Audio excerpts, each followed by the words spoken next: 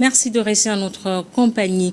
Il a prêté serment vendredi 17 octobre en tant que nouveau président de Madagascar. Mais qui est le colonel Michael Randrinari? Qu'est-ce qu'il fera dans les prochaines années ou prochaines semaines sur son pays, la grande île? Mamadou Diouf, éditorialiste, est avec nous ce soir pour en parler. Mamadou Diouf, bonsoir et bienvenue. Merci, bonsoir et ton âme. Alors, après 3 semaines de manifestations qui ont chassé du pouvoir André Rajoelina en fuite à l'étranger dans un pays qui reste toujours inconnu, Michael Randrinari devient le nouveau dirigeant de la Grande Île. Tout à fait. Il s'est distingué déjà au moment des manifestations, quand il a fait sa déclaration qui a joué un rôle déterminant dans la chute de l'ancien président. Et comme il fallait s'y attendre, puisque progressivement, en le voyant sortir, se solidariser avec les manifestants, il était clair que voici l'homme qui va prendre le pouvoir. Mais il n'était pas seul. Il n'était pas seul, mais on le distinguait clairement parmi le groupe pour se dire que c'est celui-ci qui risque de prendre le pouvoir par la prise de parole, par les gestes. C'est lui qui avait tendance à soulever la main, c'est lui qui avait tenu le discours pour appeler les gens à ne plus tirer sur les populations, appeler les autres corps militaires de venir les rejoindre au niveau du Cap Sapt également. Il y avait déjà un leadership qui est là, qui était en train de s'installer. Bon, sans oublier qu'on l'avait déjà soupçonné une fois de vouloir faire un coup d'État. Donc, il était clair que voilà celui qui allait devenir l'homme fort de Madagascar. Et encore une fois, les populations ont fait l'essentiel du travail. Les militaires sont venus prendre la couronne. Récupérer. Ils sont venus prendre la couronne. Alors, que représentait-il au sein de cette élite-là, le CAPSAT?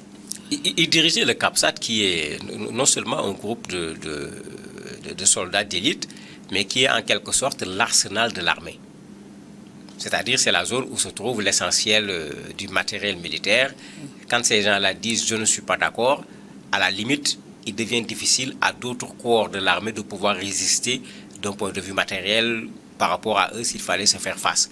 De sorte que quand on voit, c'est la deuxième fois que ce corps a ce comportement, et à chaque fois, la tendance est de se dire mais il faut plutôt s'allier que de vouloir s'opposer à ces gens-là parce que c'est eux la crème de l'armée, c'est eux qui détiennent les armes les plus importantes au niveau du pays.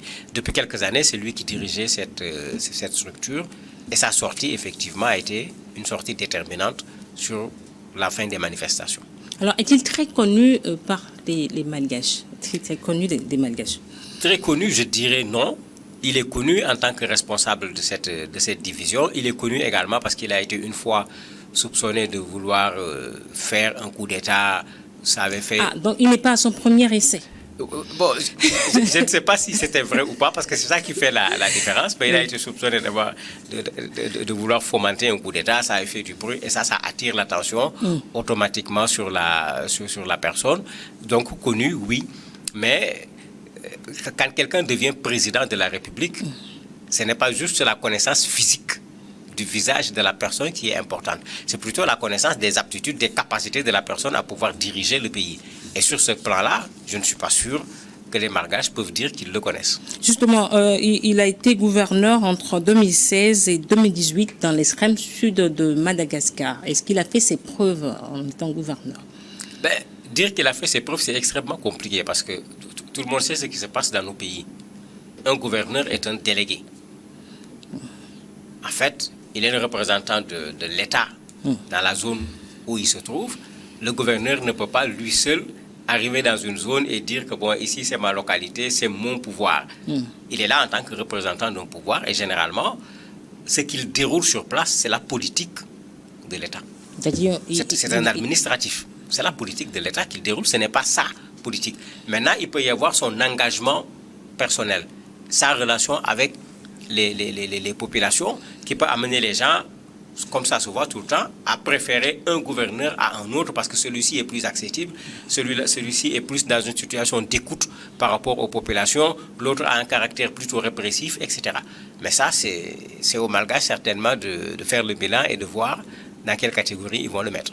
Alors, Michael Randrinari est donc le nouveau chef d'État de Madagascar. quelles sont les urgences et les défis qui l'attendent sur la Grande Île?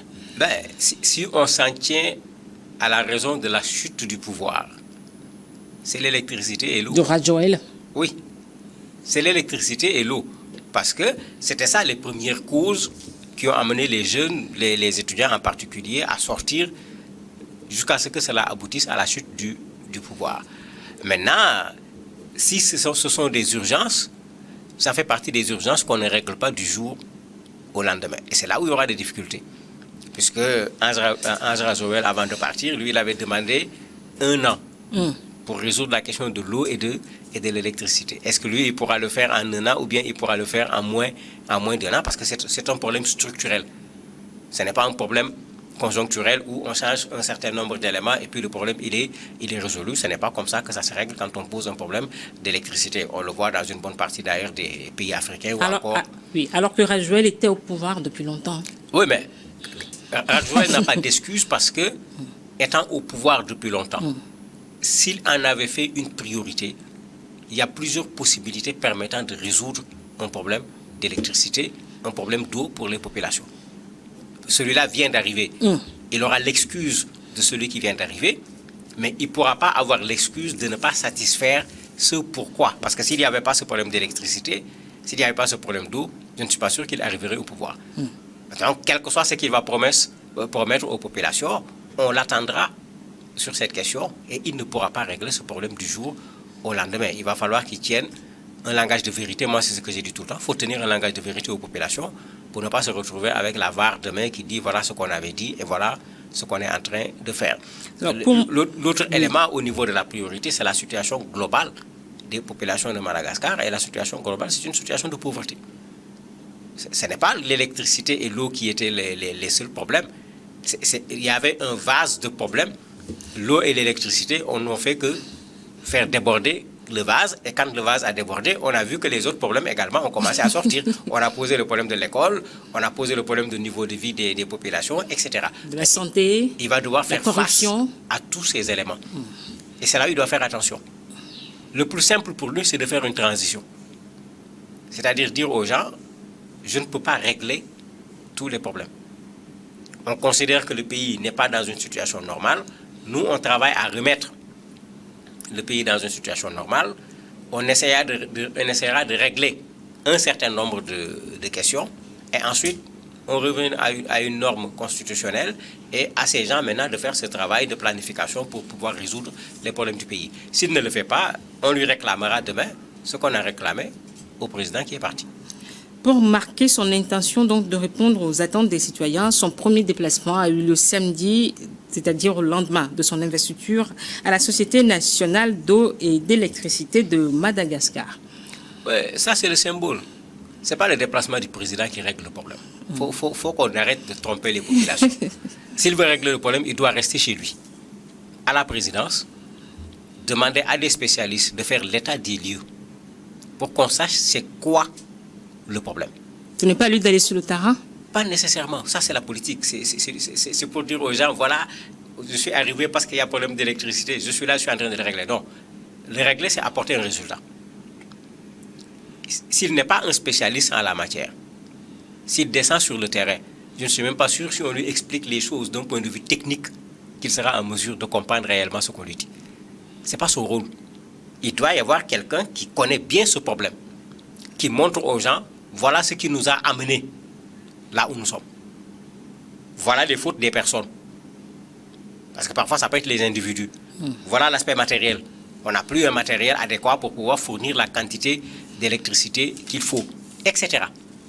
Mais c'est en ce moment qu'on peut s'asseoir, mettre en place un plan de redressement si c'est nécessaire par rapport à la société et dire aux Malgaches qu'on va résoudre le problème, mais vu la situation qu'on a trouvée, on va régler 15% dans un mois, 30% dans telle période, au lieu de venir s'installer là-bas, faire comme si je suis là, je vais régler le problème, alors que lui-même, s'il connaît le problème, il sait que ce n'est pas un problème qu'on règle en 2 ou 3 jours.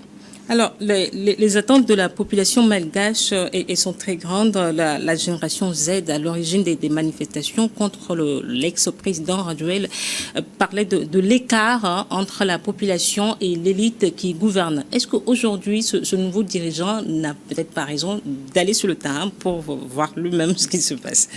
En fait, le populisme qui consiste à se rapprocher de la population, à se fondre dans la population, ne résout pas les problèmes. Ça ne résout pas les problèmes. Et c'est là où il doit faire attention. C'est vrai que les autres étaient à l'écart, mais le vrai problème des populations, ce n'était pas le fait qu'ils soient à l'écart. Si Ange Rajoel avait réglé les problèmes des populations, on ne parlerait pas d'un président qui est à l'écart. Mais on a l'impression qu'il ne s'est pas occupé des problèmes des populations. Pas qu'il ne s'est pas approché des populations, parce que c'est deux choses qui sont différentes. Et le problème qu'on a, c'est de s'occuper des problèmes des populations. Vous avez beaucoup de présidents qui s'approchent des populations, qui font des bains de foule, qui vont dans les marchés, etc. Mais les problèmes sont là. Et les problèmes ne sont pas résolus. C'est ça que j'appelle du populisme. On vient là où il y a le problème, mais on ne résout pas le problème lui-même. Ce qu'il faut faire, c'est de résoudre le problème. Et c'est pourquoi je disais tout à l'heure qu'il fasse attention. Une transition n'a pas pour rôle de résoudre tous les problèmes d'un pays. Tout ce qu'ils ont tenté se sont mis dans des problèmes. Quand on vient dans une transition, il vaut mieux avoir une feuille de route, dire clairement qu'est-ce qu'on fait sur cette période. Parce qu'il parle de 18 à 24 mois. Pour le moment, on ne nous a pas encore donné précisément la durée. Mais en 18 et 24 mois, dans un État, qu'est-ce qu'on peut faire? Lui-même, président de la République, il lui faudra 4 mois avant de pouvoir savoir dans les ministères qu'est-ce qui se passe, dans les départements, etc. S'il veut vraiment faire son travail. Il ne peut pas savoir ce qui se passe au moment où on parle. On lui fera le point, mais ça, ce sera le point qu'on fait. Savoir réellement ce qui se passe, ça demande à ce qu'on fasse le focus. Ça demande du temps. Pas seulement du temps, il faut faire focus sur l'électricité, il faut faire focus sur l'eau, il faut faire focus sur les questions d'éducation, il faut faire focus sur les questions de la santé, le chômage, pour pouvoir vraiment connaître les problèmes. Parce que quand on ne connaît pas véritablement les problèmes, on n'amènera pas les véritables solutions. Mais regardez le temps que ça va prendre.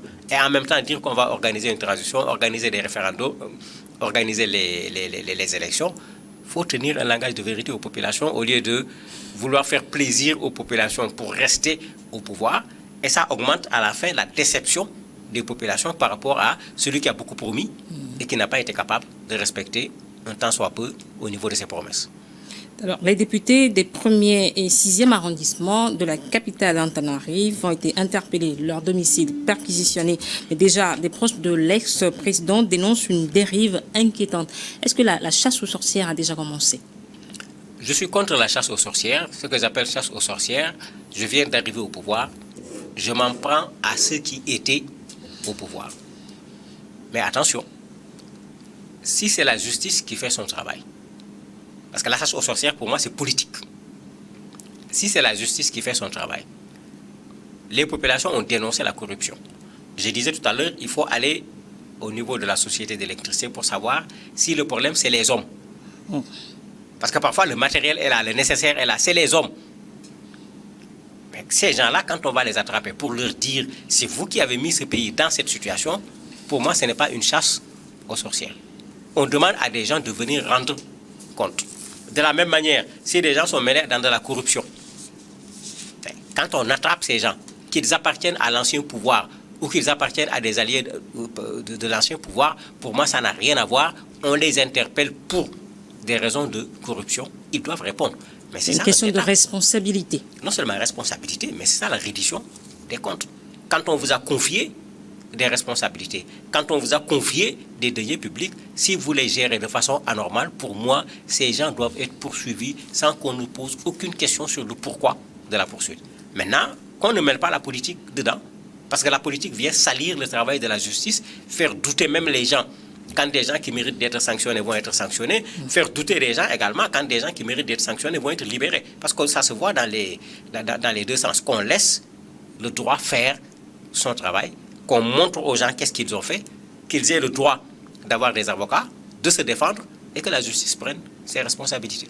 La communauté de développement de l'Afrique australe, SADC, a dépêché une mission de médiation conduite par Joyce Banda, ancienne présidente du Malawi. une mission pour quoi faire actuellement à Madagascar? En fait, c'est ce que je disais, c'est pour savoir est-ce qu'on est dans une transition, est-ce qu'on a un nouveau président de la République tout court. Parce qu'il faut rappeler qu'au moment de l'investiture, les États-Unis étaient là, l'Union européenne, la Russie, la France, mais la SADC n'était pas là. L'Union africaine n'était pas là. La Commission de l'océan Indien également n'était pas là, puisque on n'est pas dans les mêmes perspectives. Au niveau de l'Union africaine et des accords de façon générale, quand il y a coup d'État, on condamne, on suspend le pays et on envoie une mission pour que ceux qui ont fait le coup d'État, bon, lui, il dit qu'ils n'ont pas fait un coup d'État, ils ont pris les responsabilités. Bon, l'autre parlait de coup de libération. Bon, les mots ne changent rien dans la réalité.